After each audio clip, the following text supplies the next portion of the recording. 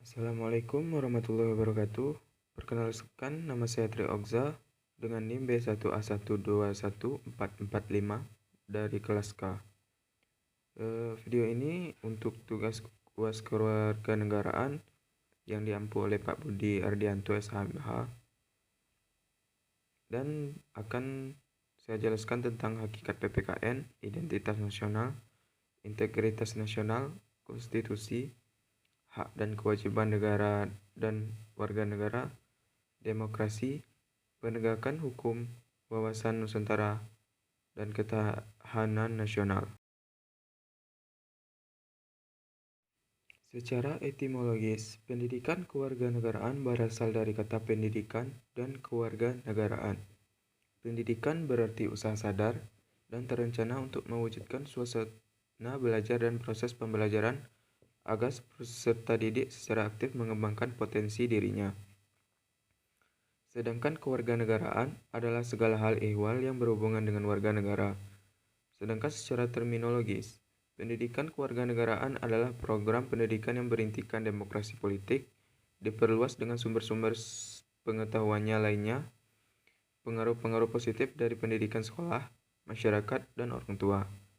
Kesemuanya itu diproses guna melatih para siswa untuk berpikir kritis, analitis, bersikap, dan bertindak demokratis dalam mempersiapkan hidup demokratis berdasarkan Pancasila dan Undang-Undang Dasar 1945. Secara historis, PKN di Indonesia awalnya diselenggarakan oleh organisasi pergerakan yang bertujuan untuk membangun rasa kebangsaan dan cita-cita Indonesia merdeka. Secara sosiologis, PKN Indonesia dilakukan pada tataran sosial kultural oleh para pemimpin di masyarakat yang mengajak untuk mencintai tanah air dan bangsa Indonesia. Secara politis, PKN Indonesia lahir karena tuntutan konstitusi atau Undang-Undang Dasar 1945 dan sejumlah kebijakan pemerintah yang berkuasa sesuai dengan masanya. Negara perlu menyelenggarakan pendidikan kewarganegaraan karena setiap generasi adalah orang baru yang harus mendapat pengetahuan, sikap atau nilai, dan keterampilan agar mampu mengembangkan warga negara yang memiliki watak atau karakter yang baik dan cerdas, atau smart and good citizen, untuk hidup dalam kehidupan bermasyarakat. Identitas nasional dibentuk oleh dua kata dasar, ialah identitas dan nasional. Identitas berasal dari bahasa Inggris identity, yang secara harfiah berarti jati diri, ciri-ciri, atau tanda-tanda yang melekat pada seseorang atau sesuatu sehingga mampu membedakannya dengan yang lain. Istilah nasional menunjuk pada kelompok-kelompok persekutuan hidup manusia yang lebih besar dari sekedar pengelompokan berdasarkan ras, agama, budaya, bahasa, dan sebagainya. Identitas nasional sebagai identitas bersama suatu bangsa dapat dibentuk oleh beberapa faktor yang meliputi primordial, sakral, tokoh, Bhinneka Tunggal Ika, sejarah, perkembangan ekonomi, dan kelembagaan. Manfaat identitas nasional. Pertama, bangsa Indonesia dapat dibedakan dan sekaligus dikenal oleh bangsa lain.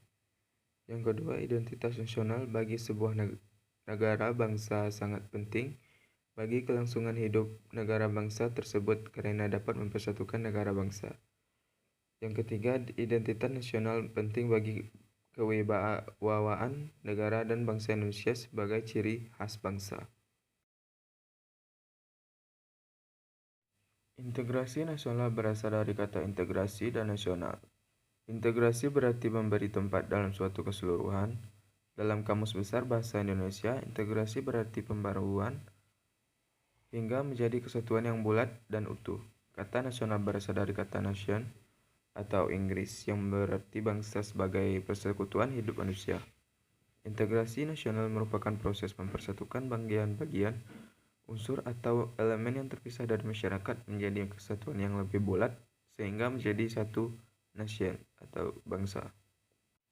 Jenis-jenis integrasi. Yang pertama, integrasi bangsa, integrasi wilayah, integrasi nilai, integrasi elit massa, dan integrasi tingkah laku. Kegunaan integrasi bangsa. Yang pertama, membangkitkan kesadaran akan identitas bersama. Yang kedua, menguatkan identitas nasional. Dan yang ketiga, membangun persatuan bangsa. Dalam arti sempit, konstitusi merupakan suatu dokumen atau seperangkat dokumen yang berisi aturan-aturan dasar untuk menyelenggarakan negara, sedangkan dalam arti luas, konstitusi merupakan peraturan baik tertulis maupun tidak tertulis yang menentukan bagaimana lembaga negara dibentuk dan dijalankan. Konstitusi diperlukan untuk membatasi kekuasaan pemerintah atau penguasa negara, membagi kekuasaan negara, dan memberi jaminan HAM bagi warga negara. Konstitusi mempunyai materi muatan tentang organisasi negara, HAM, prosedur mengubah Undang-Undang Dasar, kadang-kadang berisi larangan untuk mengubah sifat tertentu dari Undang-Undang Dasar, cita-cita rakyat, dan asas-asas ideologi negara. Hak adalah kuasa untuk menerima atau melakukan suatu yang semestinya diterima atau dilakukan melulu oleh pihak tertentu dan tidak dapat oleh pihak lain. Manapun juga pada prinsipnya dapat dituntut secara paksa olehnya. Wajib adalah beban untuk memberikan sesuatu yang semestinya diberikan atau diberikan melulu oleh pihak tertentu tidak dapat oleh pihak lain. Manapun yang pada prinsipnya dapat dituntut secara paksa oleh yang berkepentingan. Hak dan kewajiban warga negara dan negara Indonesia diatur dalam Undang-Undang Dasar NRI 1945 mulai pasal 27 sampai 34. Termasuk di dalamnya ada hak asasi manusia dan kewajiban dasar manusia. Pengaturan hak dan kewajiban tersebut bersifat garis besar yang penjabarannya dituangkan dalam suatu undang-undang. Hak dan kewajiban warga negara merupakan wujud dari hubungan warga negara dengan negara. Hak dan kewajiban bersifat timbal balik, bahwa negara memiliki hak dan kewajiban terhadap warga negara. Sebaliknya pula, negara memiliki hak dan kewajiban terhadap warga negara, sekalipun aspek kewajiban asasi manusia jumlahnya lebih sedikit jika dibandingkan dengan aspek hak asasi manusia sebagaimana tertuang dalam Undang-Undang Dasar NRI 1945, namun secara filosofis tetap mengindikasikan adanya pandangan bangsa Indonesia bahwa hak asasi tidak dapat berjalan tanpa dibarengi kewajiban asasi. Dalam konteks ini, Indonesia menganut paham harmoni antara kewajiban dan hak, ataupun sebaliknya, harmoni antara hak dan kewajiban.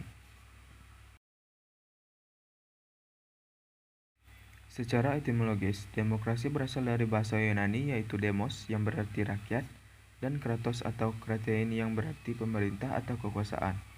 Jadi demos kratein atau demos kratos berarti pemerintah rakyat atau kekuasaan rakyat. Secara terminologi, banyak pandangan tentang demokrasi, tidak ada pandangan tunggal tentang apa itu demokrasi. Demokrasi dapat dipandang sebagai salah satu bentuk pemerintahan, sebagai sistem politik, dan sebagai pola kehidupan bernegara dengan prinsip-prinsip yang menyertainya. Praktik demokrasi Pancasila berjalan sesuai dengan dinamika perkembangan kehidupan kenegaraan Indonesia. Prinsip-prinsip demokrasi Pancasila secara ideal telah terumuskan, sedang dalam tataran empirik mengalami pasang surut. Sebagai pilihan akan pola kehidupan bernegara, sistem demokrasi dianggap penting dan bisa diterima banyak negara sebagai jalan mencapai tujuan hidup bernegara yakni kesejahteraan dan keadilan. Negara merupakan organisasi kelompok masyarakat tertinggi karena mempunyai wewenang untuk mengatur dan mengendalikan masyarakat, bahkan memaksa secara sah untuk kepentingan umum yang lebih tinggi, demi tegaknya hukum. Untuk menyelesaikan perkara-perkara yang terjadi di masyarakat secara adil, maka para aparatur hukum harus menegakkan hukum dengan sebaik-baiknya. Penegakan hukum bertujuan untuk meningkatkan ketertiban dan kepastian hukum dalam masyarakat, sehingga masyarakat merasa memperoleh pengayoman dan hak-haknya terlindungi. Dalam menegakkan hukum, terdapat 3 unsur yang harus selalu diperhatikan, yaitu kepastian hukum, kemanfaatan, dan keadilan. Fungsi negara melaksanakan penertiban dan keamanan, mengusahakan kesejahteraan dan kemakmuran rakyatnya. 3. Pertahanan, menegakkan keadilan. Wawasan Nusantara bermula dari wawasan kewilayahan dengan dicetuskannya Deklarasi Juanda tanggal 13 Desember 1957. Inti dari deklarasi itu adalah segala perairan di sekitar, di antara dan yang menghubungkan pulau-pulau yang termasuk negara Indonesia, dengan tidak memandang luas atau lebarnya, adalah bagian-bagian yang wajar daripada wilayah daratan negara Indonesia. Dengan demikian, bagian dari perairan pedalaman atau nasional yang berada di bawah kedaulatan mutlak milik negara Indonesia. Esensi dari wawasan Nusantara adalah kesatuan atau keutuhan wilayah dan persatuan bangsa, mencakup di dalamnya pandangan akan satu kesatuan politik, ekonomi, sosial budaya, dan pertahanan keamanan. Wawasan Nusantara merupakan perwujudan dari sila ketiga, yakni Persatuan Indonesia. Rumusan Wawasan Nusantara termuat pada naskah GBHN 1973 sampai 1998 dan dalam Pasal 25A Undang-Undang Dasar NRI 1945. Menurut Pasal 25A Undang-Undang Dasar NRI 1945, Indonesia dijelaskan dari aspek kewilayahannya. Merupakan sebuah negara kepulauan yang berciri Nusantara. Keluarnya Deklarasi Juanda 1957 membuat wilayah Indonesia sebagai satu kesatuan wilayah. Laut bukan lagi pemisah pulau, tetapi laut sebagai penghubung pulau-pulau Indonesia. Melalui perjuangan di forum internasional, Indonesia akhirnya diterima sebagai negara kepulauan, berdasarkan hasil keputusan Konvensi Perserikatan Bangsa-Bangsa tentang Hukum Laut tahun 1982. Pertambahan luas wilayah Indonesia sebagai satu kesatuan memberikan potensi keunggulan yang dapat dimanfaatkan untuk meningkatkan kesejahteraan. Namun demikian juga mengundang potensi negatif yang bisa mengancam keutuhan bangsa dan wilayah. Ketahanan nasional sebagai konsepsi adalah konsep khas bangsa Indonesia sebagai pedoman pengaturan penyelenggaraan negara dengan berlandaskan pada ajaran Astanegatra. Ketahanan nasional sebagai kondisi adalah kondisi dinamis bangsa Indonesia yang berisi keuletan dan daya tahan. Ketahanan nasional sebagai metode atau strategi adalah cara yang digunakan untuk menyelesaikan masalah dan ancaman kebangsaan melalui pendekatan Astragatra yang sifatnya integral komprehensif. Inti dari ketahanan nasional Indonesia adalah kemampuan yang dimiliki bangsa dan negara dalam menghadapi segala bentuk ancaman yang dewasa. Ini spektrumnya semakin luas dan kompleks, baik dalam bentuk ancaman militer maupun non-militer. Kegiatan pembelaan negara pada dasarnya merupakan usaha dari warga negara untuk mewujudkan ketahanan nasional. Bela negara adalah sikap dan tindakan warga negara yang teratur, menyeluruh, terpadu, dan berlanjut. Bela negara dapat secara fisik, yaitu dengan cara memanggul senjata menghadapi serangan atau agresi musuh. Bela negara secara fisik dilakukan untuk menghadapi ancaman dari luar. Adapun bela negara secara non-fisik adalah segala upaya untuk mempertahankan negara kesatuan Republik Indonesia dengan cara meningkatkan kesadaran berbangsa dan bernegara, menanamkan kecintaan terhadap tanah air, serta berperan aktif dalam memajukan bangsa dan negara, termasuk penanggulangan ancaman dan lain sebagainya.